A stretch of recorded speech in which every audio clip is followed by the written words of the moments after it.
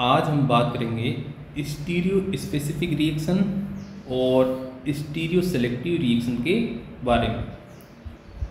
तो एक simple example हम लेते हैं कि हमें घर से कॉलेज जाना है और कॉलेज जाने के लिए हमारे पास में दो रास्ते हैं।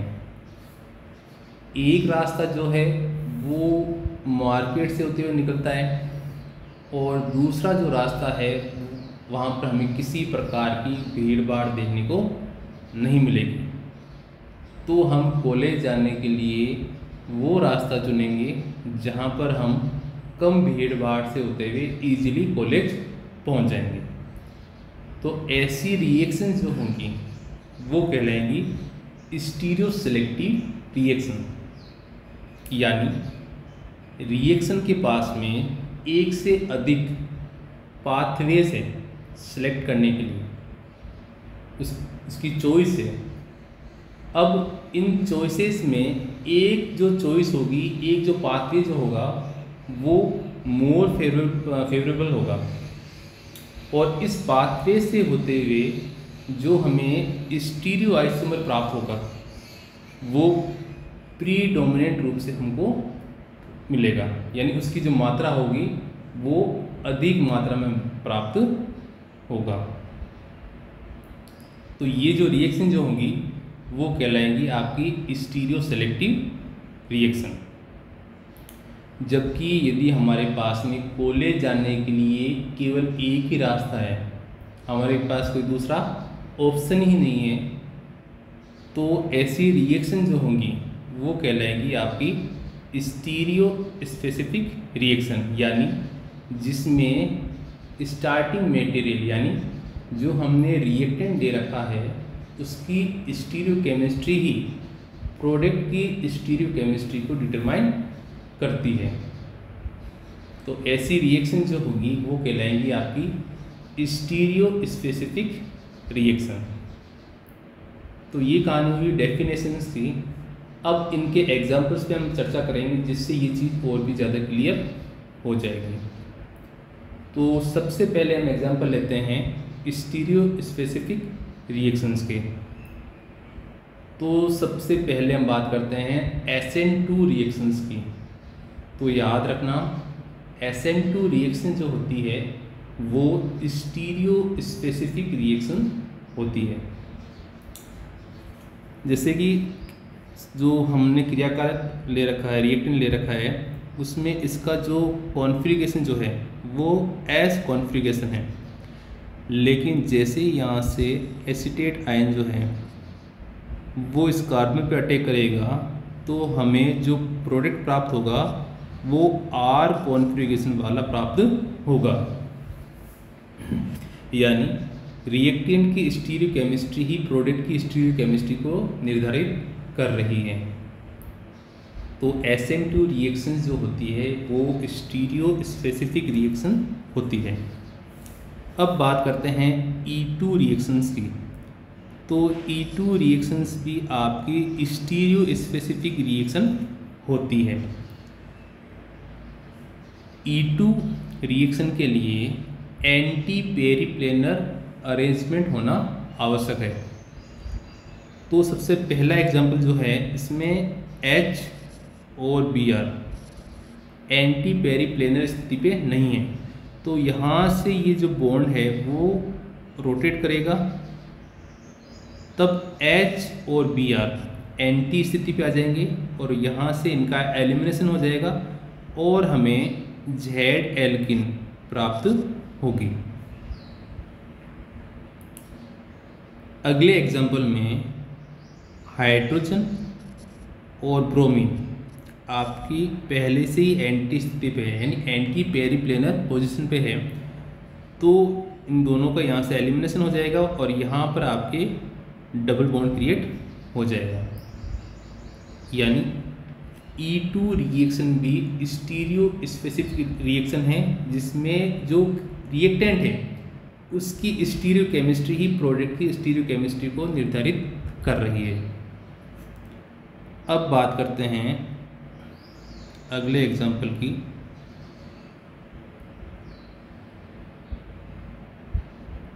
तो जो एल्किन के द्वारा हम इपोक्साइड का फॉर्मेशन जो करते हैं वो भी स्टीरियो स्पेसिफिक रिएक्शन के अंतर्गत आती है, यानी सिस एल्किन के द्वारा हम सिस अथवा सिन इपोक्साइड प्राप्त करेंगे और ट्रांस एल्किन के द्वारा हम ट्रांस अथवा एंटी इपोक्साइड प्राप्त करेंगे। यहाँ पर जैसे हमने सिस एल्किन ले रखी है, तो जब इसका हम इपोक्सिडेशन करेंगे तो हमें सिस इपोक्साइड प्राप्त हो रहा है, और यहाँ पर हमने ट्रांस एल्किन ले रखी है, तो जब इसका हम इपोक्सिडेशन करेंगे तो हमें ट्रांस इपोक्साइड प्राप्त हो रहा है। तो एल्कीन्स के द्वारा इपोक्साइड का फॉर्मेशन स्टीरियो स्पेसिफिक रिएक्शन होती है। अब जब हमने इपोक्साइड का फॉर्मेशन कर दिया है तो जो रिंग ओपनिंग है वो आपको पता होगा SN2 मैकेनिज्म के द्वारा संपन्न होती है, और SN2 रिएक्शन भी आपको पता है स्टीरियो स्पेसिफिक रिएक्शन होती है।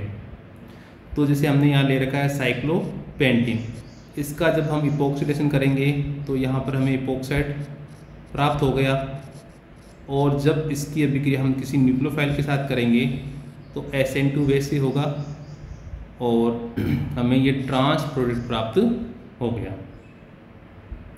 तो ये कुछ एग्जाम्पल थे स्टीरियो स्पेसिफिक रिएक्शंस के, तो आप लोगों को समझ में आया होगा। अब हम बात करते हैं स्टीरियो सेलेक्टिव रिएक्शन के एग्जाम्पल्स की। तो सबसे पहले हम बात करते हैं E1 रिएक्शन की। तो जो E1 रिएक्शन जो होती है वो स्टीरियो सेलेक्टिव रिएक्शन होती है, क्योंकि इन रिएक्शंस के द्वारा मोर स्टेबल एल्किन का फॉर्मेशन होता है। ठीक है, तो एग्जांपल हम लेते हैं, उससे ज़्यादा क्लियर हो जाएगा। सबसे पहले हम एक टर्सरी एल्कोहल लेते हैं। तो इसमें जब हम E1 एलिमिनेशन करवाएंगे तो केवल और केवल हमें एक ही प्रकार की एल्किन मिलेगी। अब बात करते हैं अगले एग्जाम्पल की।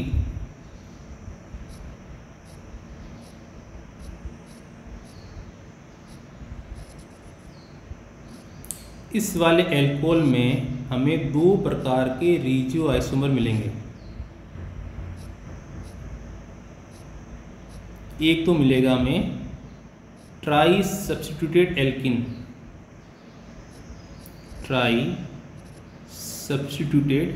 एल्किन, और दूसरा हमें प्रोडक्ट मिलेगा डाई सब्स्टिट्यूटेड एल्किन।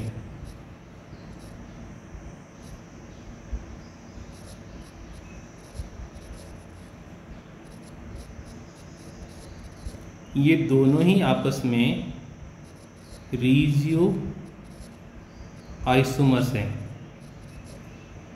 तो जो ज़्यादा प्रतिस्थापित एल्किन है यानी ट्राई सब्स्टिट्यूटेड जो एल्किन है वो प्रीडोमिनेंट रूप से बनेगी। फिर एक एग्जांपल हम लेते हैं।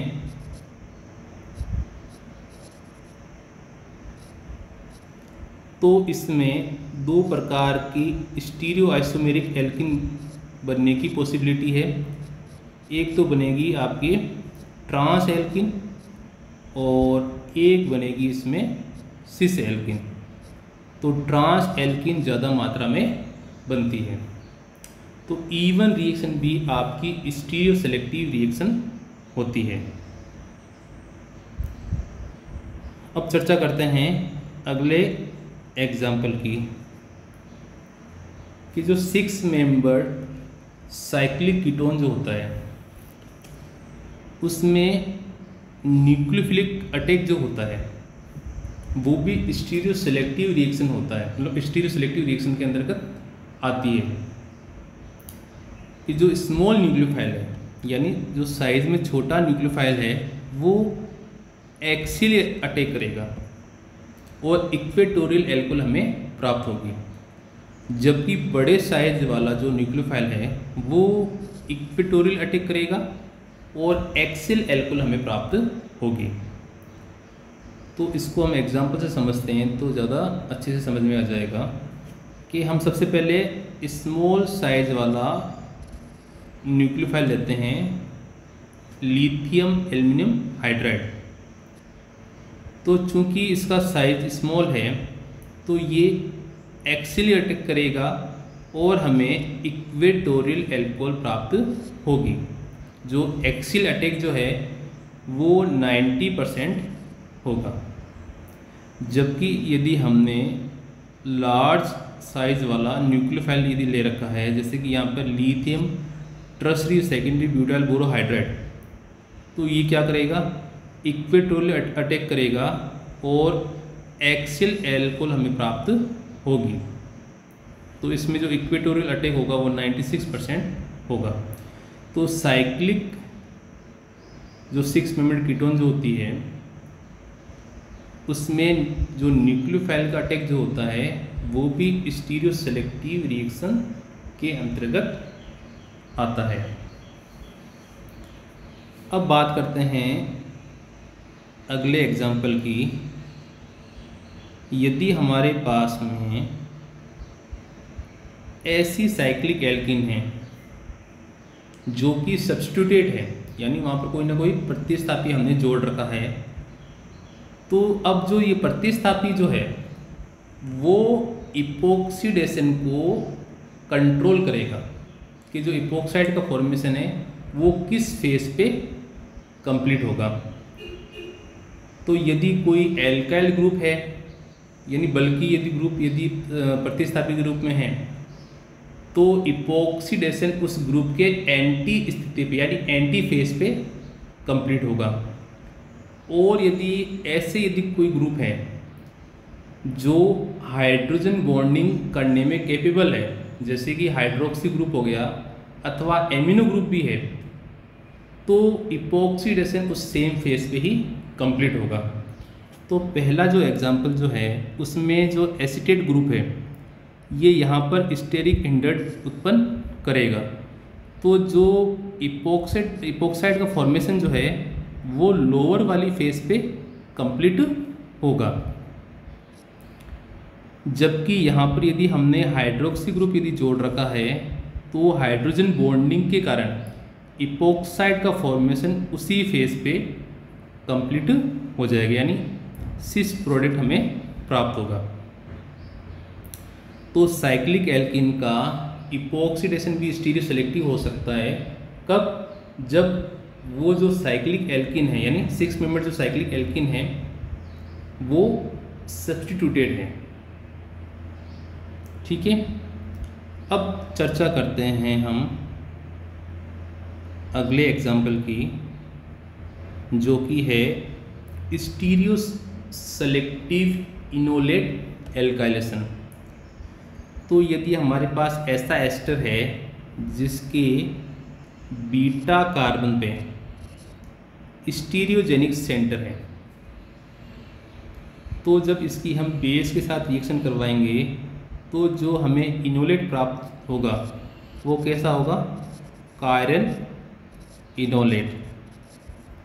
अब इसमें जो ये कायरल कार्बन पे जो ग्रुप जोड़ रखे हैं हमने, उनकी जो स्थिति है, उनका जो ओरिएंटेशन है, उसके आधार पर हमें प्रोडक्ट प्राप्त होगा। जैसे कि यहाँ पर मैंने बना रखा है कि इस कायरल कार्बन का जो हाइड्रोजन है वो जब इस कार्बन डबल बॉन्ड कार्बन को एक्लिप्स किए हुए रहेगा तब ये जो इनोलेट बना है ये मोस्ट स्टेबल इनोलेट होगा। यदि एमी यदि आप यहाँ ले आओगे इस H की जगह पर तो रिपल्सन होगा, तो रिपल्सन से वो जो इनोलेट बना है वो इसकी स्टेबिलिटी क्या हो जाएगी आपके कम। तो ये इसका मोस्ट आप कह सकते हो सर्वाधिक स्थायी ओरिएंटेशन है। कब? जब हाइड्रोजन जो है वो कार्बन कार्बन बॉन्ड को क्या किए हुए रहेगा आपके एक्लिप्स। तो अब जो इनोलेट का जब अब क्या होगा, जो आपने इलेक्ट्रोफाइल ले रखा है यहाँ से ये नेगेटिव चार्ज है ये आपकी इस इलेक्ट्रोफाइल पर अटैक करेगा तो Me वाली सेम फेस पे ही आपका इलेक्ट्रोफाइल जुड़ेगा, यानी सिस वाला जो प्रोडक्ट जो है वो हमें मुख्य रूप से प्राप्त होगा, यानी मेजर प्रोडक्ट होगा। इसके अलावा एंटी प्रोडक्ट की भी मात्रा हमें प्राप्त होगी। और जैसे जैसे इस एल्काइल ग्रुप की, यानी ये जो R ग्रुप है, इसका साइज जैसे जैसे बढ़ेगा वैसे वैसे सिस वाले, या सॉरी सिस के स्थान पे आप सिन भी यूज ले सकते हो, जो सिन वाला जो प्रोडक्ट जो है उसकी मात्रा है, या उसकी जो हम कह सकते हैं उसका जो रेशियो है एंटी की तुलना में वो बढ़ता जाएगा। तो इनोलेट एल्काइलेशन भी आपकी स्टीरियो सेलेक्टिव रिएक्शन हो सकती है कि जब उसके बीटा कार्बन पे आपको क्या मिले, स्टीरियोजेनिक सेंटर। अब बात करते हैं लास्ट एग्जांपल की, एल्डोल रिएक्शन। जो एल्डोल रिएक्शन जो होती है वो भी आपके स्टीरियो सेलेक्टिव रिएक्शन का एग्जांपल है। तो जैसे यहाँ पर मैंने कोई कार्बोनिल कंपाउंड ले रखा है, उसकी अभिक्रिया हम बेस के साथ करवाएंगे तो इनोलेट का फॉर्मेशन होगा, और इस इनोलेट की अभिक्रिया हम जब कार्बोनिल कंपाउंड के साथ करवाएंगे तो दो प्रकार के प्रोडक्ट प्राप्त होंगे, सिन और एंटी, यानी सिन एल्डोल और एंटी एल्डोल। कौन सा प्रोडक्ट ज़्यादा मात्रा में बनेगा उसके बारे में हम चर्चा अगले वीडियो में करेंगे, जिस पे हम केवल एल्डोल रिएक्शन के बारे में चर्चा करेंगे। तो ये कहानी थी स्टीरियो सेलेक्टिव और स्टीरियो स्पेसिफिक रिएक्शंस की।